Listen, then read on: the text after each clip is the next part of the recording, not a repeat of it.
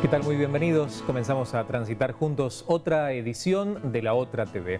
Esta propuesta que semanalmente se renueva en esta pantalla amiga y que nos permite llegar hasta ustedes compartiendo no solamente un tiempo interesante, 60 minutos que verdaderamente valdrán la pena, sino también este instante de amistad que podemos poner en marcha y generar como lo hacemos en cada una de nuestras emisiones, entre nosotros aquí de este lado y ustedes acompañándonos allí desde sus hogares o quizás teniendo la posibilidad de observar alguna de las repeticiones de nuestros programas a través de YouTube o en alguna de las redes sociales. Nosotros aquí estamos enviándole un cariño muy especial a nuestro amigo Pancho Sá, le mandamos un abrazo muy especial, lo estamos extrañando a Panchito, ya nos va a venir a visitar por supuesto, pero no queremos dejar justamente un comienzo de programa sin aprovechar para extender nuestro saludo y nuestro abrazo a este entrañable amigo que programa tras programa está junto a nosotros. Pero aquí estamos, decía, con nuestros sillones blancos en el living de La Otra TV, con nuestro globo terráqueo acompañándonos en cada una de nuestras ediciones y llevando adelante hoy la propuesta con amigos. Está junto a nosotros Eric nuevamente. ¿Cómo estás, Eric? Bienvenido. ¿Qué tal, Mariano? Muchas gracias. Bien, muy bien. Y nos acompaña también Gastón Bruno. ¿Cómo estás, Gastón? Bienvenido. Muy, pero muy bien y muy gustoso de acompañarles en el living. Gastón, estás ahí a un pasito. Sos el primer suplente para ocupar el cargo de diputado en la provincia de Buenos Aires. De diputado nacional en representación de la provincia de Buenos Aires. Exacto, es apenitas que se enferme el titular nada más, ¿no? Digamos, me abstengo porque Sí. no vamos a andar deseando eso. Que sea convocado a una sede diplomática, a un cargo en el Ejecutivo. Claro, ahí está, que lo promuevan para mejor. Exactamente. No que lo promueva el señor. No. Eso es, digamos, dramático. Bueno, ya queda entre Dios y él, qué sé yo, ¿no? Tiene que ver obviamente con los designios y los propósitos de Gastón, que desde hace tiempo, es muy joven, pero desde mucho más joven aún está involucrado en la política. ¿Hace cuántos años que estás metido en las cosas que tienen que ver justamente con la política argentina? Y mira, prácticamente lo que es una vocación que vos comenzás a ver despertarse desde muy pibe, sos el que está siempre luchando por la organización en el movimiento escolar y ya te comenzás a meter en eso, pero más formalmente diría que ese lindo día cuando comencé a cursar la carrera de Ciencia Política y Relaciones Internacionales comenzó una vinculación mucho más directa con lo que es la posibilidad de participar en política y eso fue tremendamente hace más de 20 años atrás. Bueno, no es tan tremendamente, no es tan tremendamente. Pensaba, el hecho de toda esa inquietud en las aulas o en los recreos de la escuela, toda esa movida a nivel colegial o universitario, ¿fue lo que después te potenció a elegir la carrera que elegiste para ser quien hoy sos y quien será justamente el día de mañana dentro de este ambiente?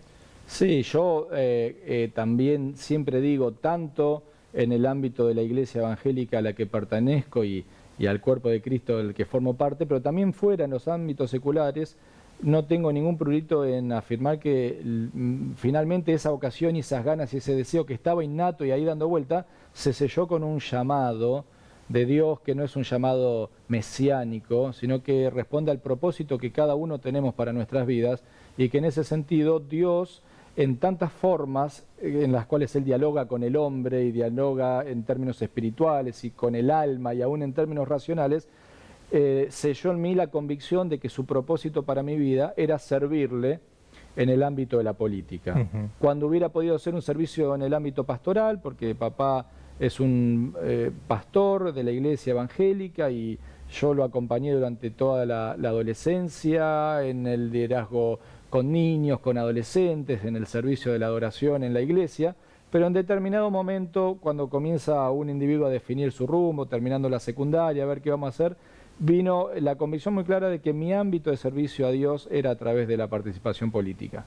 Por eso estudié esa carrera, como te digo, hace un par de décadas atrás, cuando todavía estaba muy difuso la legitimidad y el bien hacer de involucrarse en política para un creyente. Justamente ahí apuntaba mi próxima pregunta, ¿no? Porque hoy en día es hasta más normal, más común pensar en jóvenes y no tan jóvenes integrados al ambiente político, pero hace 20, 30, 40, sin ni que hablar mucho más atrás en el tiempo, que un cristiano practicante, confeso, hijo de pastor, se involucrara en el terreno de la política era como en qué anda ¿no?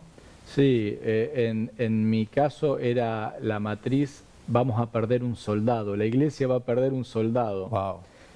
Fruto de un paradigma. Vos viste cómo son los paradigmas, son sistemas de ideas y pensamientos que se convierten en una tradición, que se transmite consuetudinariamente, se establece, después nadie sabe bien por qué, sí, pero todos nos pusimos de acuerdo de que la participación política era pecado. Sí.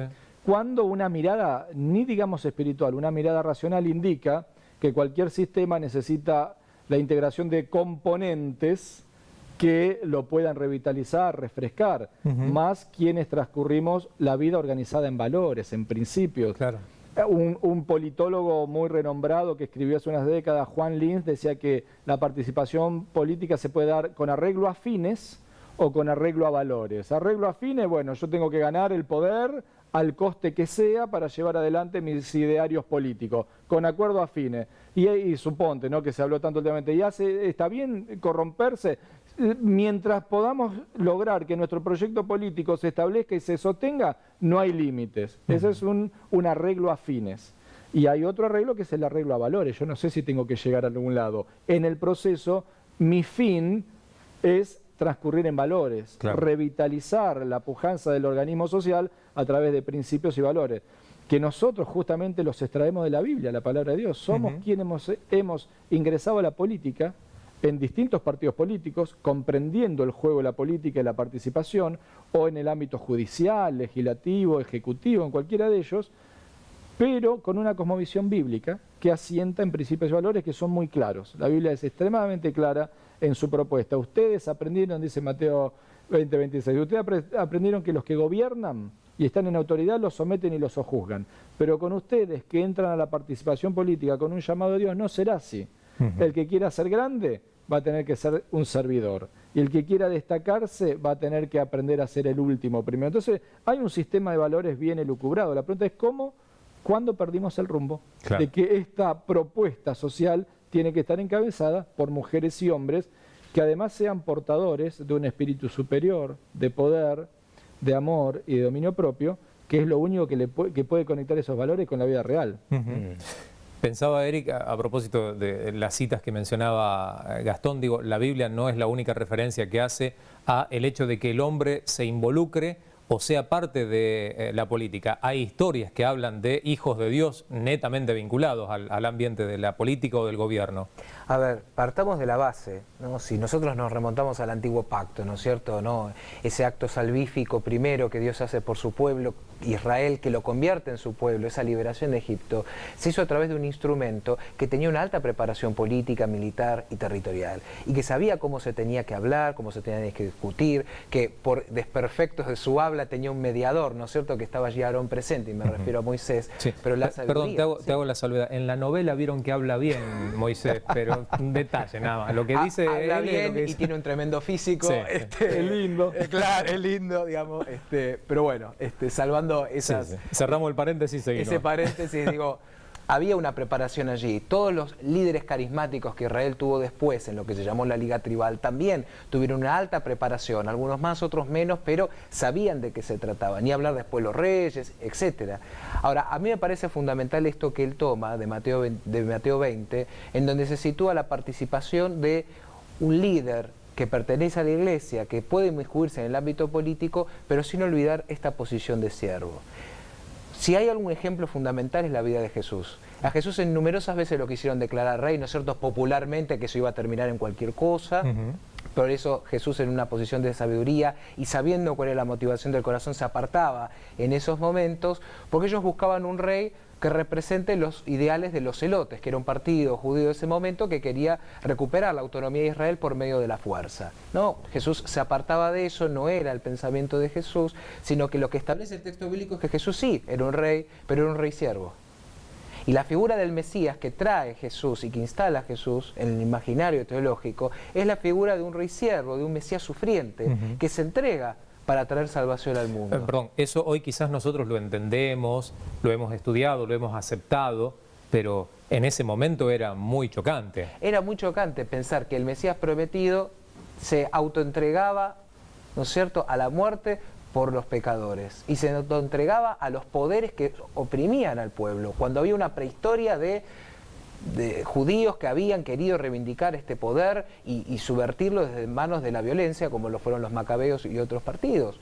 Pero Jesús viene a traer otro paradigma, pero Jesús no se limitó en ningún momento en hablar con personas en autoridad, confrontarlos, decirles la verdad, hablando con Herodes, hablando incluso con Pilato. Es decir, Jesús estuvo allí en esas situaciones y le puso la cara. Nosotros como iglesia también estamos llamados a tener una participación activa, fundamentada en los valores bíblicos, pero lo que hace la diferencia es también cómo entendemos esto del poder. El poder es un instrumento y no es un fin en sí mismo. Porque si el poder se vuelve simplemente un fin, lo único que voy a hacer es correr una carrera en donde lo que voy a querer es tener más y más poder, que lo último va a ser para subyugación y dominación, claro, lo cual no tiene ninguna virtud en sí misma. Ahora, si el poder bien instrumentado está al servicio del bienestar social, el crecimiento y la instauración de valores que nos permitan crecer como comunidad, es muy distinta a la visión que nosotros podemos tener. El problema es el espíritu de poder, de amor y dominio propio que el Señor nos promete en su palabra. ¿Es ese instrumento para hacer su voluntad o es simplemente algo que yo quiero anhelar por el simple hecho de mis intereses personales? Uno nunca tiene que perder eso de que uno es un mediador, de que uno es un instrumento ejecutado por Dios para hacer su voluntad.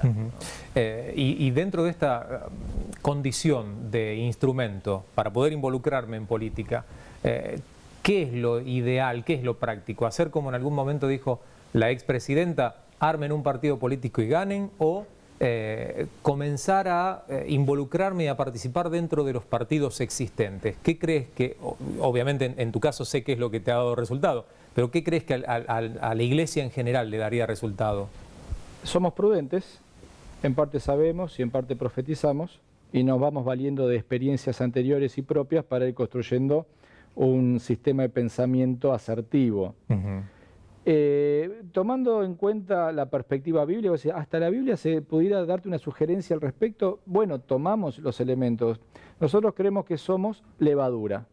Desde ese paradigma partimos, somos levadura. La levadura se incluye en la masa y se pierde en ella hasta producir un efecto, ¿no? Leudante, claro, aromatizante. En ese sentido, y transforma la masa, que no es poca cosa. Y transforma la masa, que es el elemento. En ese sentido, no se ubica en un lugar específico ni dice, venga la masa a mí y que me reivindique a mí como levadura, sino que se pierde. Con lo cual, partiendo de ese sistema que luego organizamos en pensamientos políticos, creemos que la participación en todos los ámbitos es más asertiva que la construcción de un espacio central de corte confesional, evangélico, que reúna a ese X, a ese Q, esa cantidad de cristianos evangélicos que hay en el país. Creemos que es una idea anodina, que fue con legitimidad y honestidad buscada en el pasado, que se demostró lo inverosímil de ese paradigma. Entonces estamos buscando otras alternativas. ¿Qué pensamos hoy? Que cada uno, conforme al llamado, se inserte en cada uno de esos espacios donde pueda tener proyección, donde su sistema de pensamiento comulgue con el sistema de pensamiento general del espacio para poder tener no una falsedad ideológica, sino una unidad ideológica, y que en ese lugar sirva, crezca y transforme. ¿Cómo se proyecta esto para mostrarle a nuestra audiencia una imagen? En la Cámara de Diputados. O vamos 3 diputados evangélicos o vamos 20 por distintos espacios. Claro. Cada uno conforme al compromiso que ha asumido con su partido, pero en algunos temas, tal vez, con una mirada de común denominador, que en temas rectores de la organización de la familia, de la organización social, de la justa distribución de los recursos, del sistema de auditoría que tiene que tener el Estado sobre la administración de sus recursos, donde nosotros podamos dar el aporte desde nuestro punto de partida que va en los valores y en los principios. Ahora te pregunto en base al ejemplo de Brasil, en donde es muy común ver que diputados y senadores son cristianos y profesan una fe abiertamente y tienen la posibilidad de llegar a esos ámbitos legislativos. En Argentina esto no se produce. ¿Por qué? Porque somos pocos los evangélicos y porque somos menos los que quieren involucrarse en política, o porque obviamente las puertas se cierran y no se sabe por dónde encarar el asunto. El politólogo tiene un eje de análisis básicamente que es los sistemas políticos comparados. Al comparar los sistemas políticos te das cuenta que ninguno es ideal y que de todo se puede aprender. En Brasil la característica es que ha habido justamente un bloque monolítico evangélico sobre esta visión que hablábamos en cualquier partido, pero vamos todos los evangélicos y donde nos unimos, determinados candidatos los respaldamos, sobre todo a nivel regional, ¿no? Que acá también vos sos diputado por Córdoba, por Santa Fe, por Misiones, por Buenos Aires, entonces vamos a la iglesia, respaldamos al que se destaca y llegan. Con un factor, básicamente los que conducen el proceso son pastores. Claro. En nuestra mirada no le vemos a eso un cuestionamiento, pero sí hacemos algunas observaciones, básicamente porque en lo que es particular no es que convocamos pastores que transformen su liderazgo eclesiástico religioso en liderazgo político. Es pecado, de ninguna manera lo consideramos, pero creemos que la salvedad, la diferenciación entre la iglesia como institución de fe y la participación política tiene un límite que separa ambos dos estamentos. Claro. ¿Y cómo es la salida hacia adelante de eso?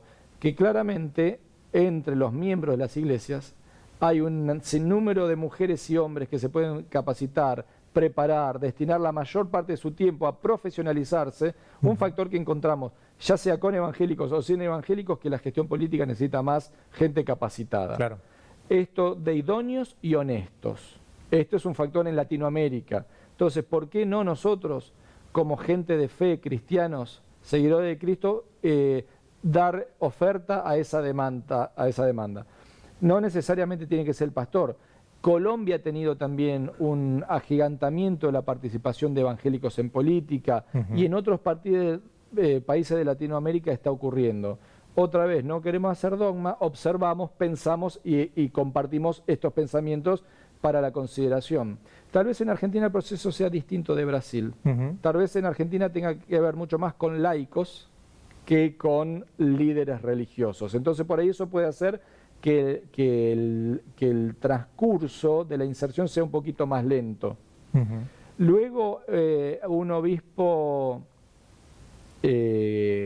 brasilero, el representante de la pastoral social, un hombre muy inteligente, publicó en Veja, una de las revistas más leídas de Latinoamérica, y si no estuviera en portugués sería la más leída, pero un medio de comunicación muy potente, publica hace unos años que el crecimiento evangélico en Latinoamérica sigue un ritmo mucho más acelerado que la expansión del protestantismo en el siglo XVI, posterior a la Reforma Luterana. Claro. En ese momento fue un reguero de pólvora por Europa noroccidental. Sí, sí. Pero él advierte con estadísticas que el crecimiento evangélico en aquella fueron 8 generaciones, 7 generaciones y media.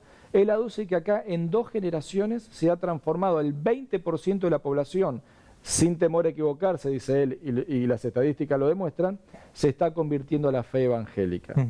Y eso a nosotros nos pone a las orillas de un desafío muy grande. Entonces nos organizamos políticamente, vamos a la búsqueda de ese 20% que se traduce en votos y todo el sistema tiene que tener un 20% de cristianos evangélicos. Esa es la propuesta, siguiendo las estadísticas. Lo estamos pensando con mucho cuidado.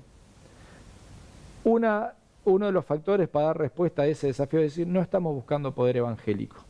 No estamos buscando que se organice la institución evangélica y que acceda a niveles de poder en tanto institución evangélica, sino que la política la concebimos como en 2 ejes fundamentales, como el sistema de transformación social por excelencia, cualquiera sea su conductor, pero la política, dice la teoría política, que el Estado ejerce el monopolio de la fuerza de un modo legal y legítimo, es el que dicta las reglas del juego, Claro.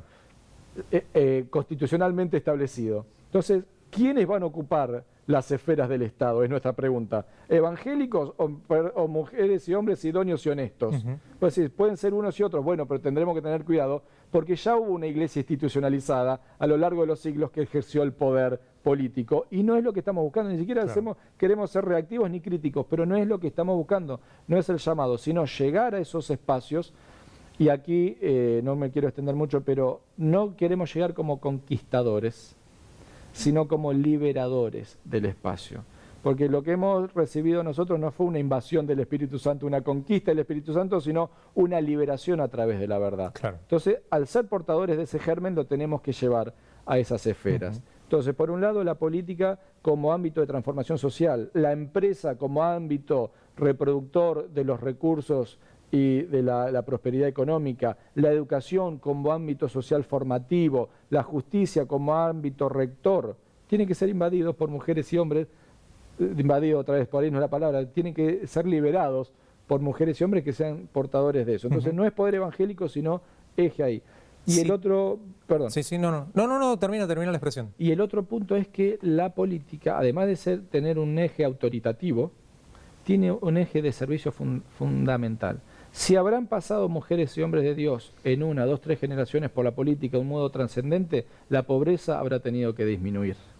Claro. El bienestar general habrá tenido que expandirse. Las leyes del país tendrán que haber recuperado la centralidad. Una república se basa básicamente en la centralidad del imperio y la ley. Las leyes que los ciudadanos democráticamente nos damos, pero para su cumplimiento y no para su evasión. Ese es un cambio cultural en la manera de pensar, una transformación en la manera de pensar que nosotros como factor sociopolítico podemos también pretender lograr en el marco de nuestra generación y de las generaciones. Te iba a preguntar, porque citaste en varias oportunidades hombres y mujeres, hombres y mujeres. La política ha sido por años un terreno dominado particularmente por hombres. ¿Cuál es la realidad hoy? ¿Se involucran tanto chicas como chicos, hombres como mujeres en el ámbito de la política? ¿Siguen siendo mayoría de hombres?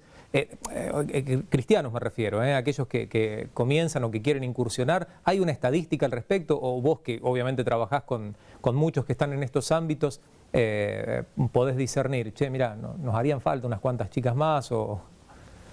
Bueno, desde el punto de vista legal, no sé cuál es la temporalidad del programa, pero por estos días en que estamos filmando el programa, se acaba de sancionar en la provincia de Buenos Aires una ley de cupos que establece la obligatoriedad del 50% de mujeres. Sí, aquí nos citan un dato. Es así. Yo no estoy de acuerdo con esa ley, tampoco estaría de acuerdo que se establezca un 20% evangélicos porque hay un 20% evangélico en la ciudad, ni cupos, porque para mí forzar obligatoriamente el acceso por cupos, nadie me garantiza que el 50% de damas que ocupen los espacios sean idóneas y honestas, lo que estamos buscando. Sin embargo, es la realidad y es lo que acaba de ocurrir, se acaba de sancionar.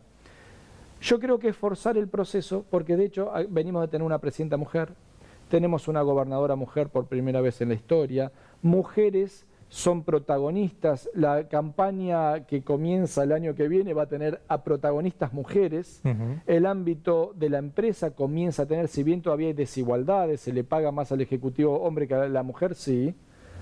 También es cierto que está habiendo una mayor inserción de hombres en la educación, por ejemplo, cuando antes era el arbitrio de las mujeres. Yo creo que el proceso se está dando naturalmente. El siglo pasado y este son el siglo de las mujeres, sin ninguna duda. El acceso de las mujeres a derechos sociales, políticos, de participación, es un proceso irreversible. Y en la iglesia está ocurriendo también. Las estadísticas suben cada vez más. De la cantidad de mujeres que habrá que leer a Hilario Winarczyk, que lo propongo, es un gran investigador de la política y lo sociopolítico, creyente, un hombre muy reconocido en el ambiente sociológico a nivel nacional. Las estadísticas suben, de cuántas chicas se incorporaban al estudio universitario hace una década atrás, hace 2 décadas atrás y más atrás, a actual, es revolucionario. Claro. Bueno, en ámbitos educativos, ¿no?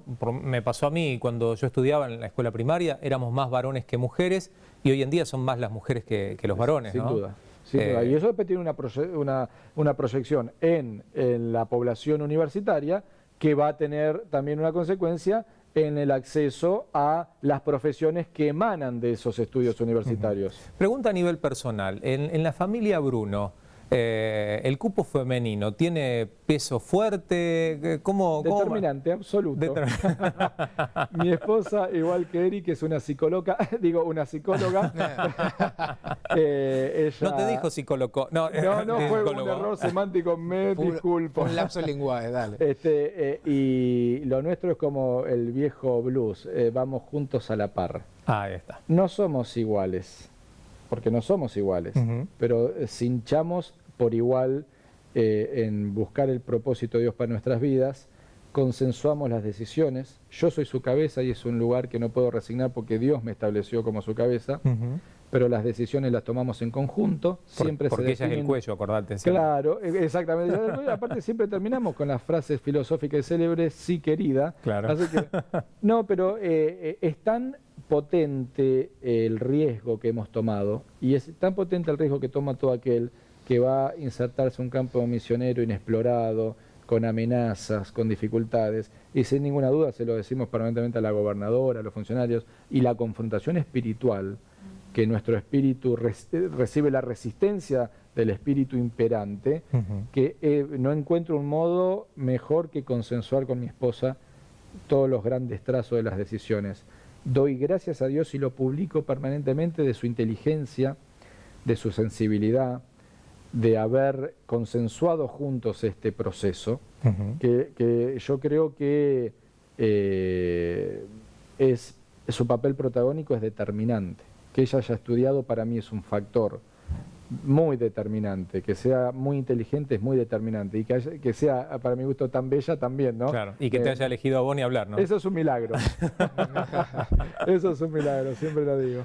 Mencionaste la oración y ahora te voy a preguntar algo relacionado a eso, pero quisiera tener tu mirada, Eric, a propósito de lo que la Biblia dice que como cristianos tenemos que hacer a propósito de aquellos que están ocupando un lugar de autoridad, un lugar de eminencia.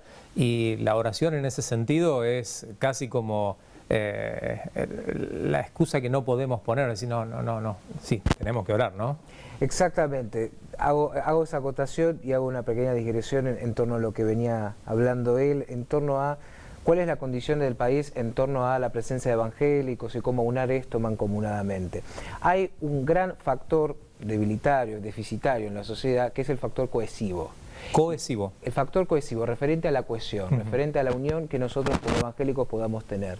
Porque si bien, tomando estadísticas como la última ejecutada por Manimachi, ¿sí? Que es un gran sociólogo que trabaja con Wenasik y demás, hablan de que seguimos siendo bien una minoría a nivel del país, a nivel nacional, pero exponencial, es decir, con aumentos, como se venía diciendo. El problema es cohesivo.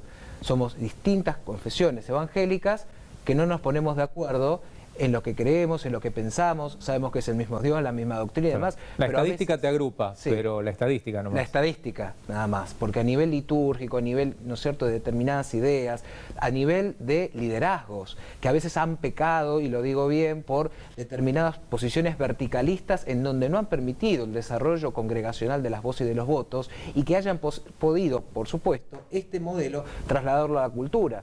Si uno sigue pensando que vivimos en una época de caudillos, en donde viene un líder o un grupo de líderes a traer el maná o a traer la liberación, estamos equivocados. Tenemos que insertarnos en una vida democrática en donde todos tenemos una voz, una participación y un aporte fundamental. Pero es fundamental el acuerdo. Claro. Por más que seamos evangélicos y crezcamos como evangélicos, si no estamos en acuerdo primero con la visión de Dios y entre nosotros, es fundamental.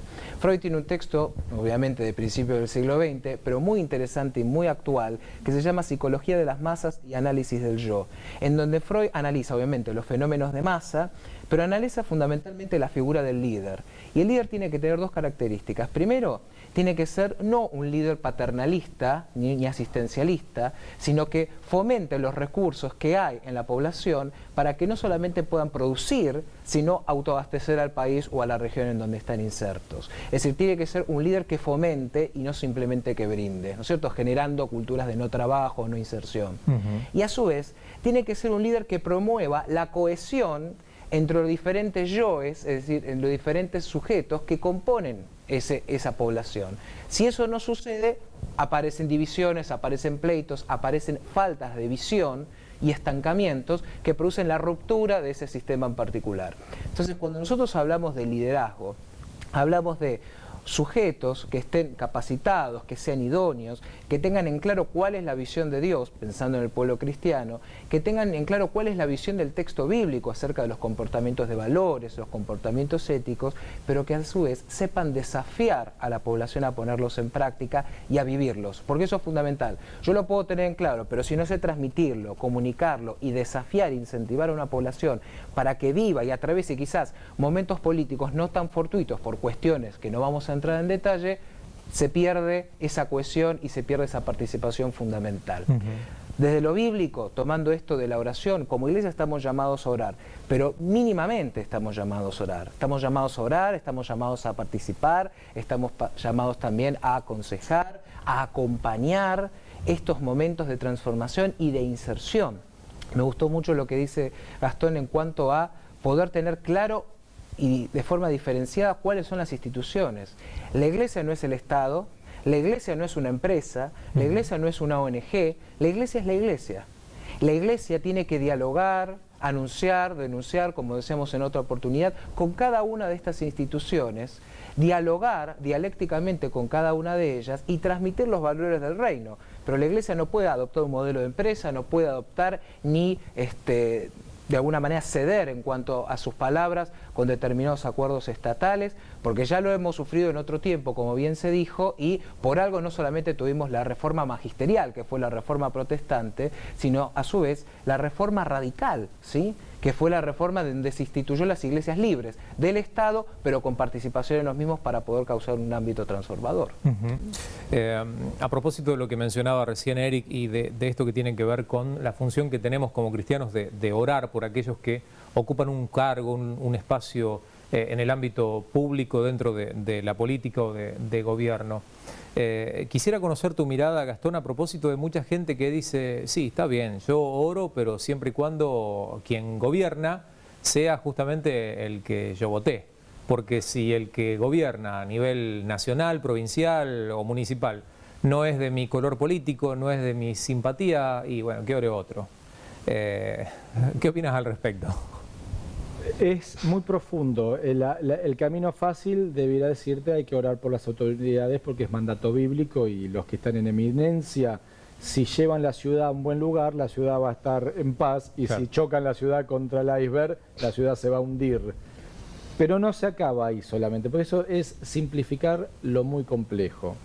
Quiero tomar de lo que decía Eric el factor de desunión inherente que tiene nuestra sociedad y que la comunidad evangélica reproduce en tanto componente de la sociedad y además por un ADN natural que viene de la reforma. Fue tan fuerte la lucha reformadora contra esa unicidad dogmática y paternalista y dictada desde arriba que se generó un ADN antagónico, que tal vez no era el mejor ADN, claro, pero se generó, es lo que hay.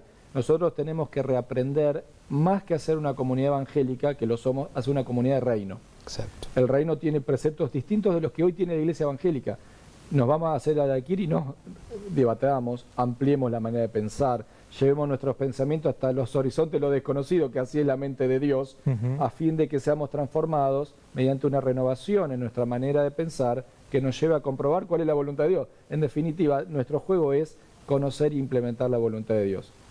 En ese sentido, llevando todo a la reducción de nuestra experiencia de lo que estamos haciendo, hemos establecido un altísimo costo. En nuestras escuelas de formación política hablamos del costo de movilización. ¿Cuál es el costo de movilización? Es el momento posterior a la oración. Hay un costo de oración, que es muy importante, es una acción activa, que hay que orar, que hay que clamar, que hay que ayunar, simplemente porque lo dice la Biblia, ¿no? Porque nuestro Señor nos mostró el ejemplo. Recién decía Eric, tomemos el ejemplo de Jesús y estamos cubiertos 360 grados. Claro.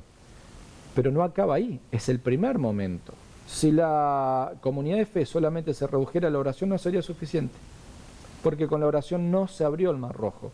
Se abrió al primer paso, ¿no? que dio Moisés y se comenzó a abrir. Y también se plasma en la denuncia de los profetas y se plasma en la acción activa de David de bajarlo a Goliat. Entonces nosotros analizamos el costo de movilización, el alto precio que se paga de traducir la proclama en acción.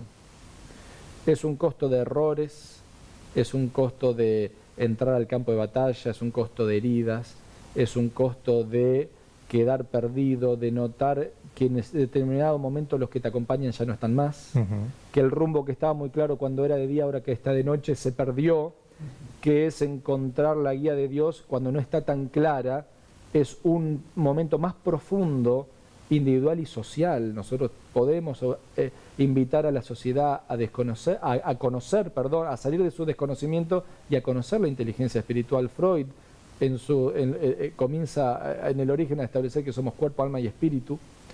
Entonces, la oración, si guiáramos la oración, tendría que ser una oración muy asertiva, de entender que Dios está con propósitos en toda la escena, que no es casualidad que estén los que gobiernan, no fue casualidad que esté Cristina, y no es casualidad que esté Macri, y no es casualidad que el sucesor, que no es un devenir, como piensan algunos, que el universo es un caos, que ocurren cosas por sí sin ningún hilo. Nosotros creemos que el universo es un cosmos ordenado, guiado por leyes dictadas por un gran legislador eterno y trascendente que nos regula a nosotros mismos. Entonces, en el marco de esas leyes y de ese devenir social, la oración tiene que ser asertiva. Dios, ¿cómo debemos orar?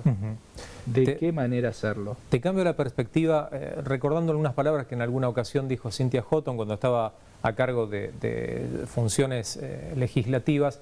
Ella sintió, por determinada circunstancia, que el peso de esas oraciones, o que esas oraciones que el pueblo de Dios elevaba, estaban respaldándola. Ella sentía como que era el eco hacia el cual apuntaban justamente esas oraciones. ¿Te pasó eso en algún momento a lo largo de tu carrera, sentir que aquellos que oran por los que están en política, por los que están ocupando o van a ocupar cargos públicos, llegar hasta vos como un respaldo, como un aliciente, como una motivación para no bajar los brazos y para seguir?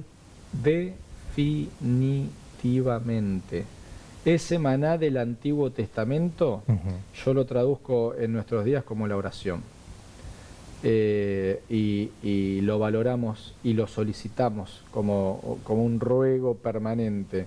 Nos da fuerza, nos ayuda mucho. No puede reemplazar la mía. Yo no me atrevo a poner un pie en la calle cada día de mi vida sin entrar en contacto con mi principal amigo, mi Salvador, mi Señor. Es un ADN, y lo hago con mi esposa, es fundamental. Claro. Esa es clave, pero la que recibimos como respaldo al ser un brazo extendido de un gran cuerpo ingresando a un campo misionero extremadamente hostil, se convierte en el ADN de lo que hacemos, lo rogamos. Por eso no quería subvaluar lo que vos decías, cuando vamos a un lado, si no me podés ayudar de ninguna manera, orá, que es muy valioso, y hacerlo en un sentido comprometido. Y orá porque nuestros valores sean firmes, inclaudicables, porque se nos dice, el que esté firme, mire de no caer. No quiere decir que vamos a estar firmes permanentemente, quiere decir que tenemos inclinaciones, debilidades, que Dios nos libre de un mal final. A los que estamos en mi partido político, no, a todos aquellos que acudimos a un llamado de Dios transformador, en todas las esferas sociales, a los que se meten en la justicia para luchar contra los jueces que sacan sicarios de las cárceles, para promover el narcoestado. ¿Cómo eso está pasando? La oración eficiente puede mucho, la oración eficaz del justo puede mucho. Tenemos que orientar nuestras oraciones hacia ciertas especificidades que interrumpan los planes de los que maquinan el mal, que ni siquiera son nuestros enemigos, porque nuestra lucha no es contra carne ni sangre, sino contra potestades. Bueno, nosotros tratamos de explicar como dirigentes políticos de fe que hay una confrontación espiritual. Y en esa la oración es arma fuerte, vital, indispensable. La motivación y obviamente la invitación es para que cada uno de nosotros, ustedes que nos acompañan de allí, desde el otro lado de la pantalla, consideran a estos valientes, estos hombres y mujeres que estuvo citando Gastón en diferentes momentos y que están justamente en una especie de campo de batalla o en un campo misionero, llevando adelante un mensaje que es transformador, que es revolucionario, que permite indudablemente abrir puertas y permitirnos, además, como sociedad, disfrutar de una vida mejor. Necesitan de esas oraciones. Oremos, no nos olvidemos de cada uno de ellos en nuestro tiempo de oración, de intercesión. La Biblia lo manifiesta, la palabra de Dios nos invita, nos exhorta a hacerlo y gente que está involucrada en esto nos dice de lo necesario de esta realidad. Gastón, queremos agradecerte. La visita verdaderamente nos motiva y mucho cada vez que nos venís a visitar. nos ilustrás con tu experiencia, con tu conocimiento y aún con todo aquello con lo que bueno, Dios va a hacer a través de tu vida, porque sos muy joven. Y cuando seas presidente, ¿vas a seguir viniendo a la otra TV? Lo decía recién fuera de cámara. Soy uno de los pocos evangélicos a los cuales Dios no le dijo que iba a ser presidente. Así que no sé, queremos crecer. Quien corre una carrera lucha por el primer puesto honesta y legítimamente, pero no podemos garantizar resultados. Eso los pone Dios. Estamos motivando a mucha gente que se inserte en nuestro espacio y en otros. Honrado de estar con ustedes y muy agradecido. Igual, si está la otra TV al aire y sos presidente, vení, te invitamos. Con todo gusto. Eric, muchísimas gracias por acompañarnos.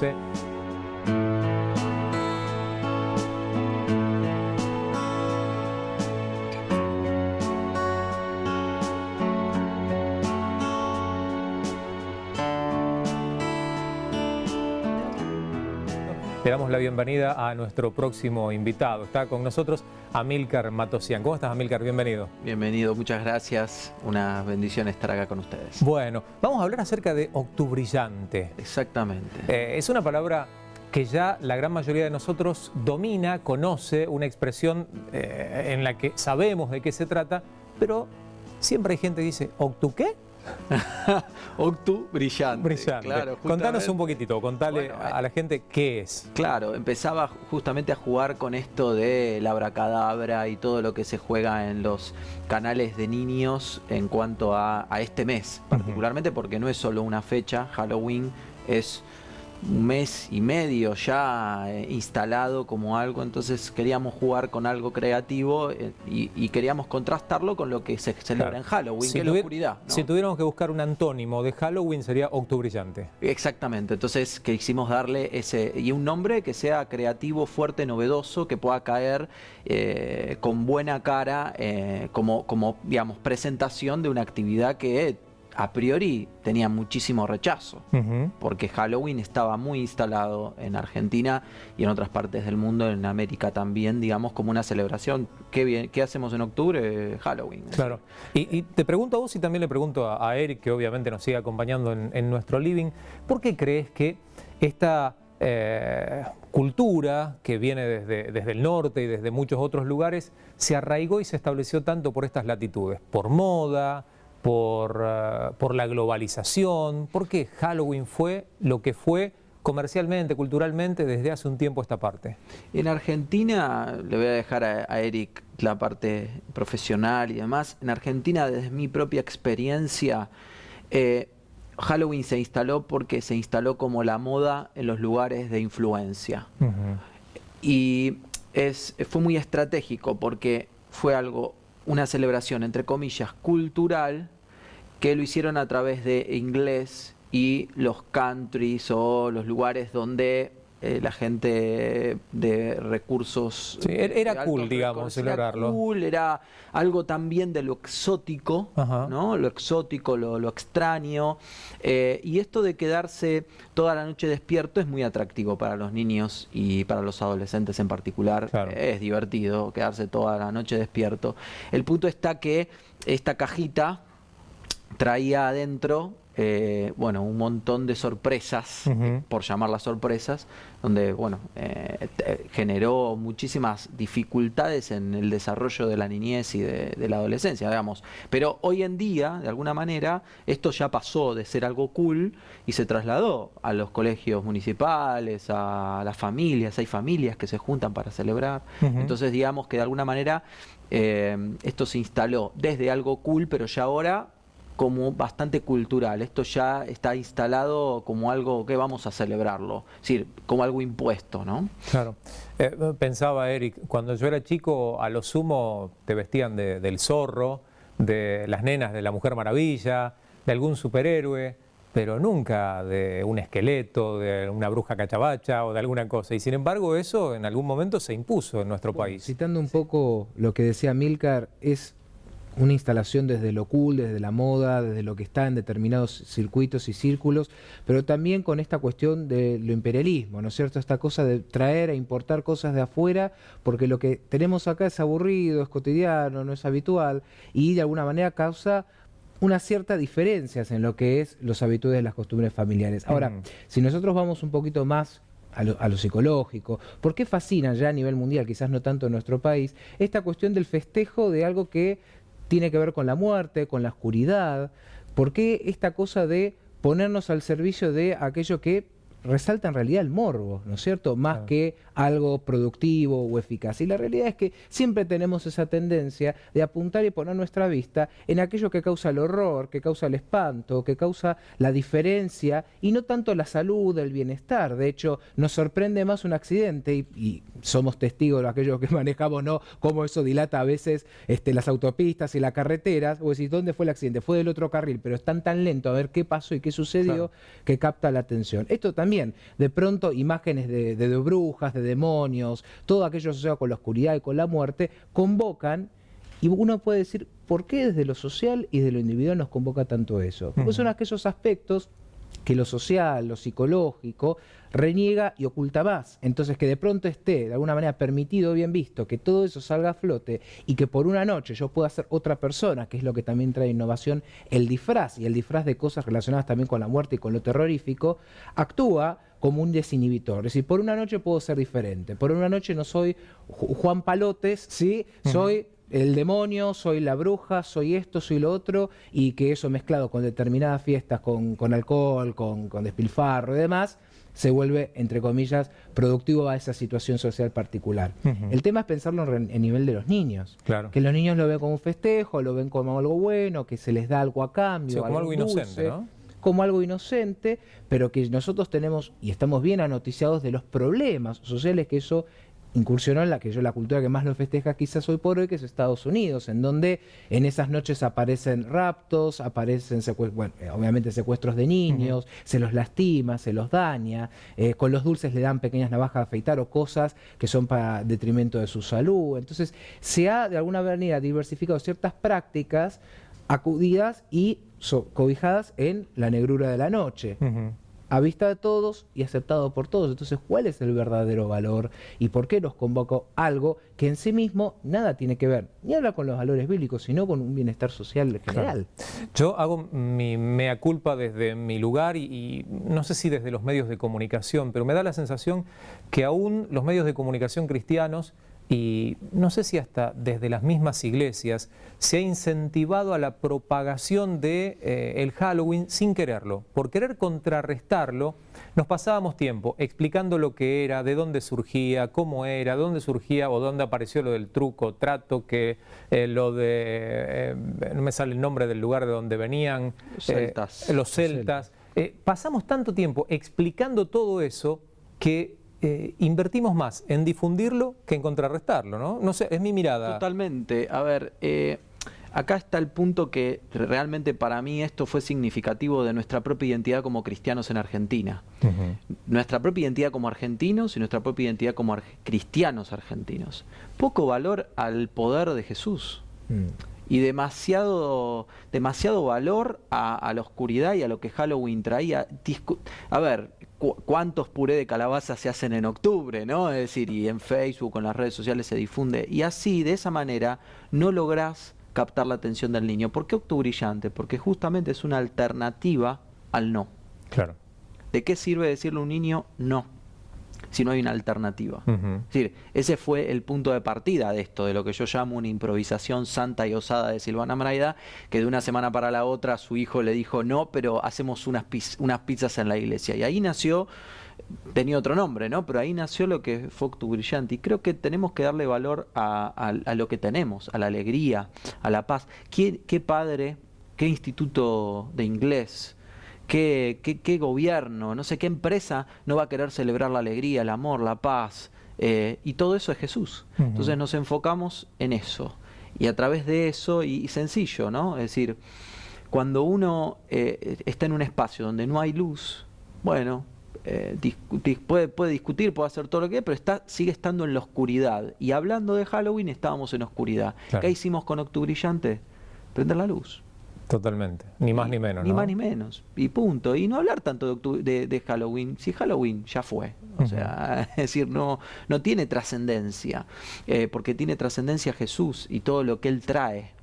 pero quisimos hacerlo así también, no plantear un Jesús, digamos, agresivo, es decir, sino un Jesús en el cual juegue con ellos. Claro. Una evangelización no reñida con la alegría. Entonces, justamente, Octubrillante, brillar, la alegría, es decir, risas. Eso es lo que queremos provocar con Octubrillante, que en vez de haya esas voces, ¿no?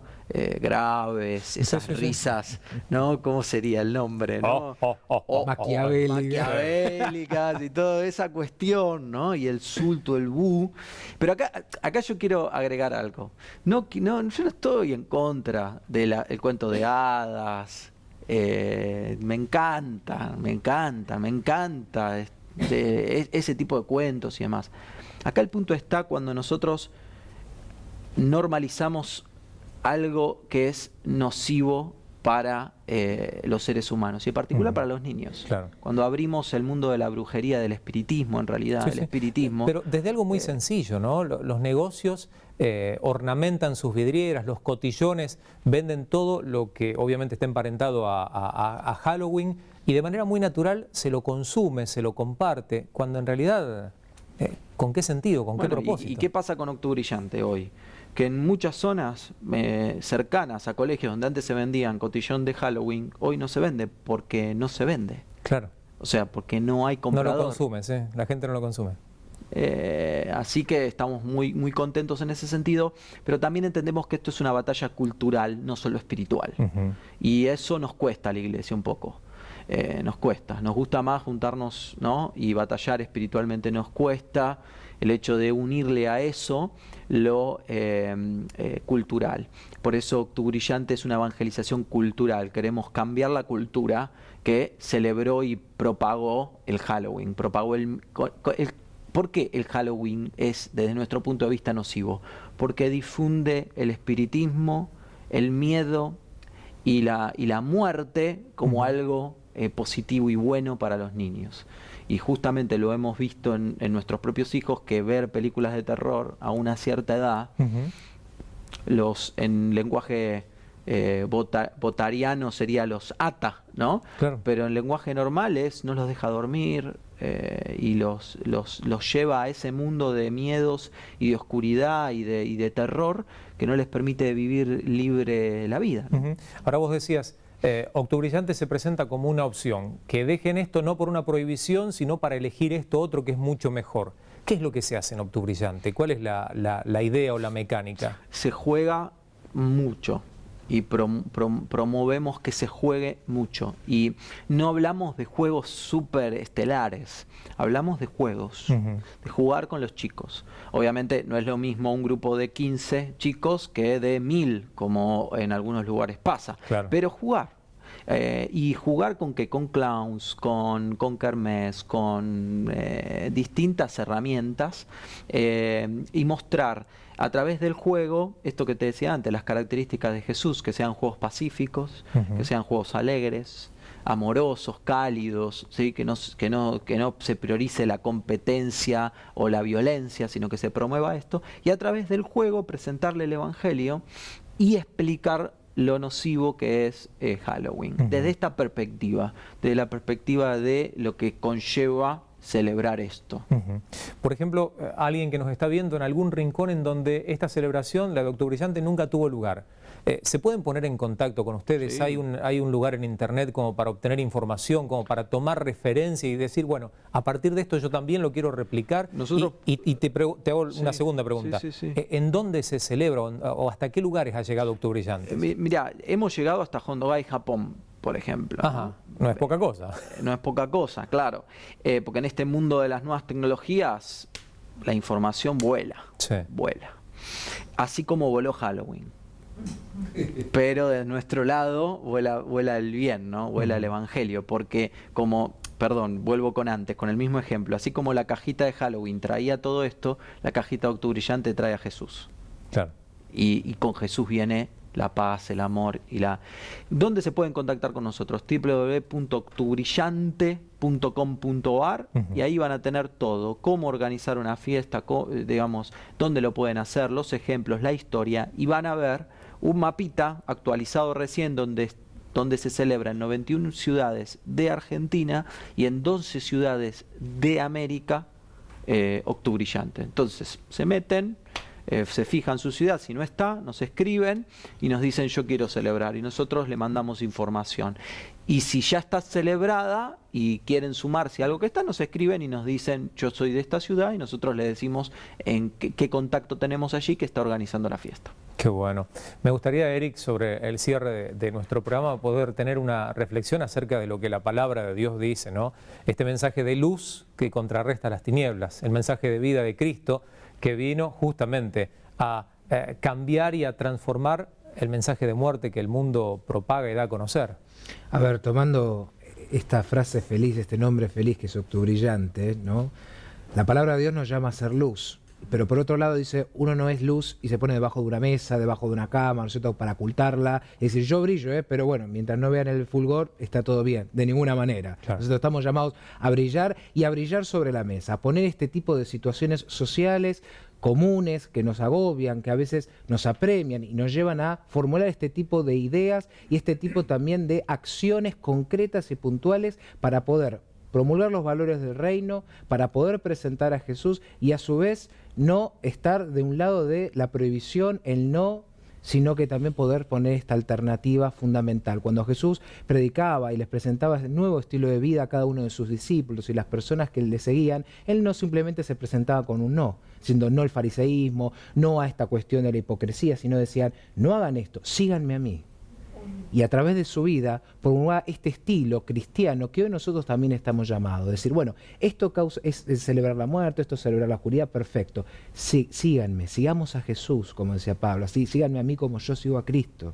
Y propulsar este modelo para bendecir a la familia, bendecir a la iglesia y bendecir al país en donde estamos insertados. Porque es la función activa y fundamental de la iglesia, ser luz en donde está insertada. Totalmente. Octubrillante obviamente está circunscripto en un tiempo específico para una determinada función, pero cada día, como lo termina de decir Eric, podemos celebrar la vida y compartir la luz de Cristo con aquellos que nos rodean. Amílcar, te agradecemos mucho la visita al programa. Cada vez que haya novedades o cosas importantes por destacar, te abrimos las puertas para que vengas. Eric, muchísimas gracias también y te esperamos en la próxima. Gracias. Esto fue La Otra TV del día de hoy. Valió la pena el ratito que nos faltaba, ¿vio? Gracias por acompañarnos. Visítenos en las redes sociales. Nos encuentran en nuestra fanpage en Facebook. Muchas gracias. Dios los bendiga.